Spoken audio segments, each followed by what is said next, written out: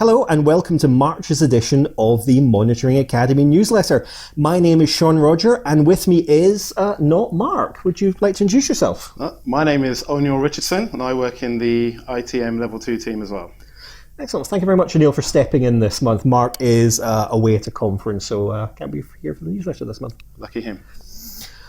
Right, so we're going to start, as we always do, with our top videos. And Oneil, you're going to take us through these two, because they're both broadly similar. They're both about installation and deployment. Yeah, so these two videos relate to the agents. So the first one is the ITM in Plain English series, and it's the installation of an OS agent.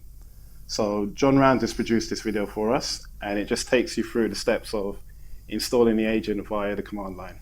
So this second video is by Eric Montagnon, and it's for the ITCAM for Transactions Rational Integration Support install on Rational Performance Tester version 9. So it just takes you through the checks on how to check the RPT version, how to download the right package, how to install the actual integration support package, and then finally verifying that it works.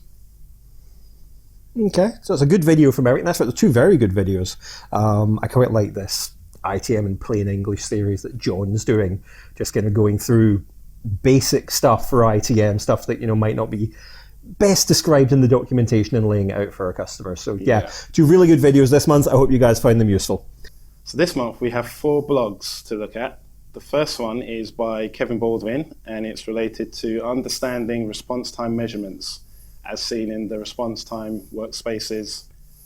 These are captured from RPT playbacks. And so what Kevin's done is he's taking you through how we capture the data, and then he shows you how it's displayed in the TEP workspaces. So pretty interesting, pretty good for people that are using robotic scripts for monitoring their applications. Yeah, it's another really in-depth one from Kevin. He always does really, really good blogs, I have to say. If we could only convince him to do some videos. I won't hold my breath. Okay, so the next two are both mine, and they both relate to TCR. The first one is another one in my Helping Us Help You series, and it's how to enable single sign-on in TCR if you basically have two setups of Jazz SM, one wants everyone another. There's some, I'm going to use a very technical term here, there's some jiggery pokery you need to do with WAS essentially to make this work. Luckily, got some really straightforward steps. We had a customer test this out for us, so I know it works fine.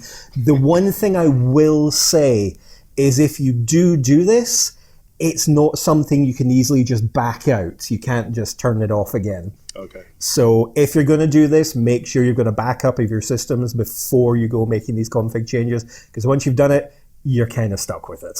Yeah, that's true for most applications that run on WebSphere. It's always good to have a backup prior to starting any kind of changes. No, definitely. The next one is just a quick thing, he says, clicking through, and it's basically how to identify your content store. Because sometimes we have people who they're not TCR admins, or basically somebody else has installed the system and handed it off to them, and they don't actually know what content store they're running.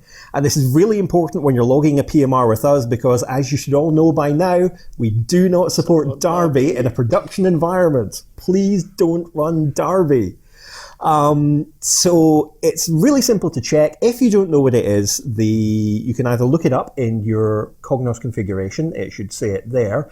If you don't have access to that, if you don't have an X server or something like that, then you can actually see it in the cog startup.xml. There's actually a line that lists the database type. And I've provided examples of each one for MS SQL, one for Darby, DB2, and I think Oracle as well. Okay, that's for all the databases we support. Yeah, okay. So that's in the blog. I hope you guys find it useful. And Oneil, you're going to take us through our last one, which is, I think, another TCR one.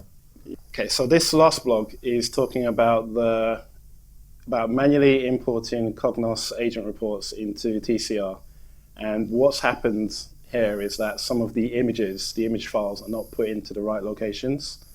So this blog is really useful. It takes you through the steps to actually get the images copied into the right locations. So when you look at the GUI, when you look at reports, all the images are present again. So we really recommend this blog. Yeah, it's a good one. I mean, most of our report packages, especially the OS agent report ones, do come with an installer, but sometimes, for some reason, you can't use it, you don't want to use it, it doesn't work properly, so you have to do it manually. So yeah, let's just walk you through the steps you need to follow to make sure everything's in its right place, because the last thing we want is broken image links. That's true. Okay. And next this month, we are going to look at our APARs, and we have 4 new APARs that we're going to cover this month. Starting off, we have IV93177, and this is a problem with agent builder agents. So if you have a multi-instance agent that you start, and then you start an agent that should only run a single instance after it, it gets started as a multi-instance. So yeah. Not something we want, definitely not something that's expected. So we do have an open APAR, it is being looked into. We don't have a fix or a workaround yet. So at the moment, I guess the workaround is going to be if you have a multi-instance agent and a single instance agent, start the single instance agent first, because as far as we know, it doesn't work the other way around. So other than that, moving on, you're going to cover the next one. Okay, so the next APAR on the list is IV92932. The CT execute command is not supported on non-Windows.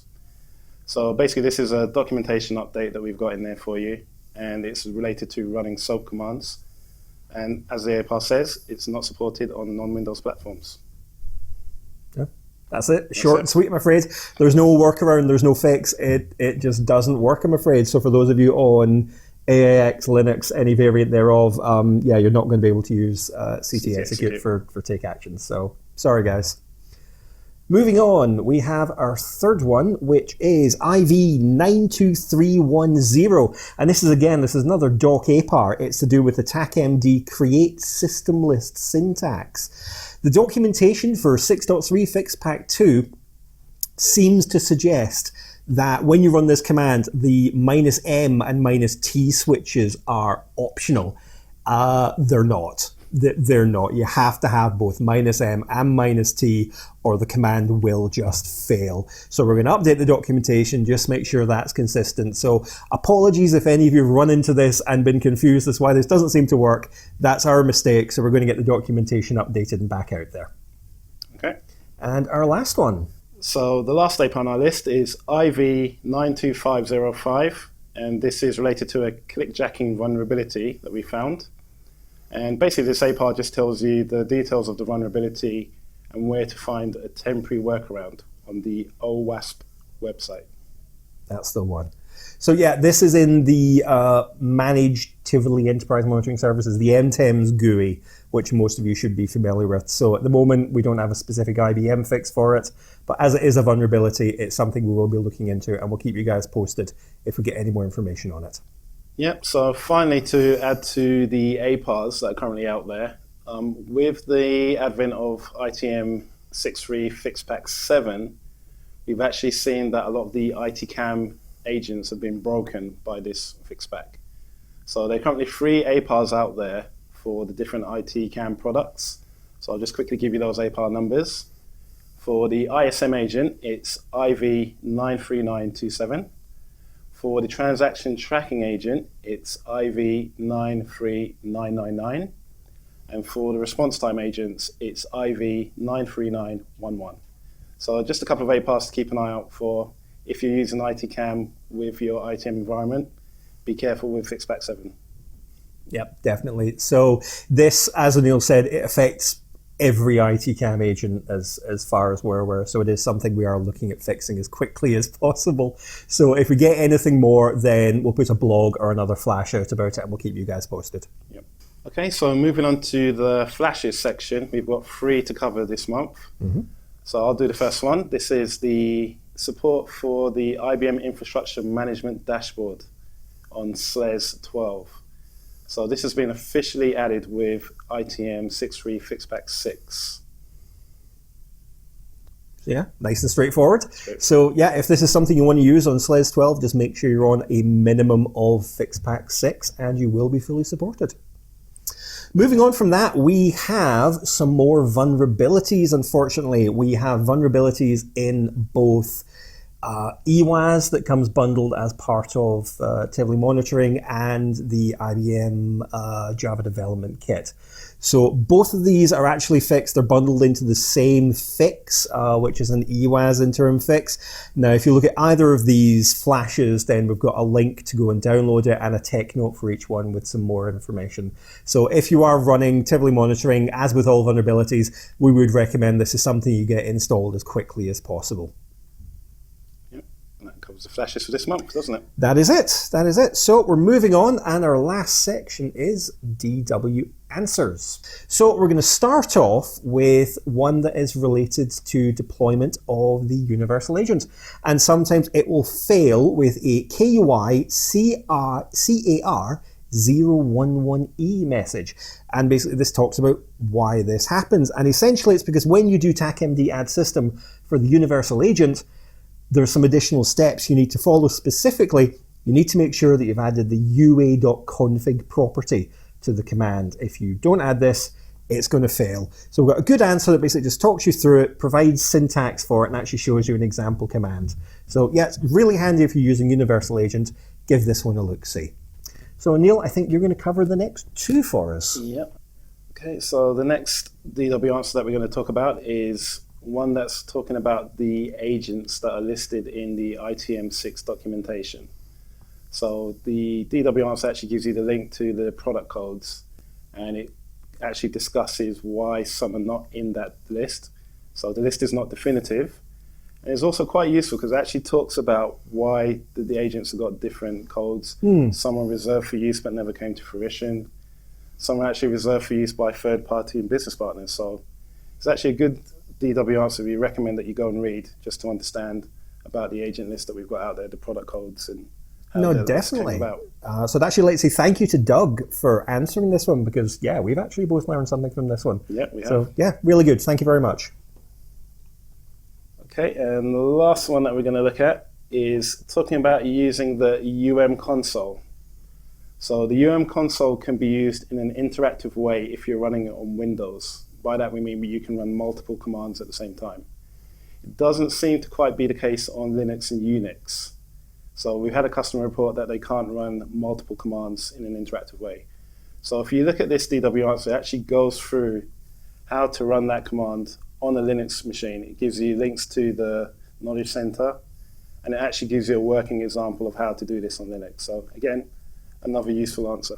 Yeah, that one was answered by Debbie Shepherd in the US team. So just like to say thanks very much for that, Debbie. That's some really, really good content. So that is it for March's edition of the newsletter. And I would just like to say thank you again, Oneil, for stepping into Mark's shoes. Normal service should be resumed next month. But for now, that's it. So thank you very much and goodbye. Okay, thank you. Very enjoyable. Thank you. Cheers. Thank you for watching this video at the IBM Monitoring Academy. We appreciate your feedback, so please feel free to use the comments box below. We'd also love you to check the thumbs up box if you appreciated this video. We have added several helpful links to the YouTube comments box below so you can find all our other content on social media. I would definitely recommend that you check out the blogs on DevWorks. Take care.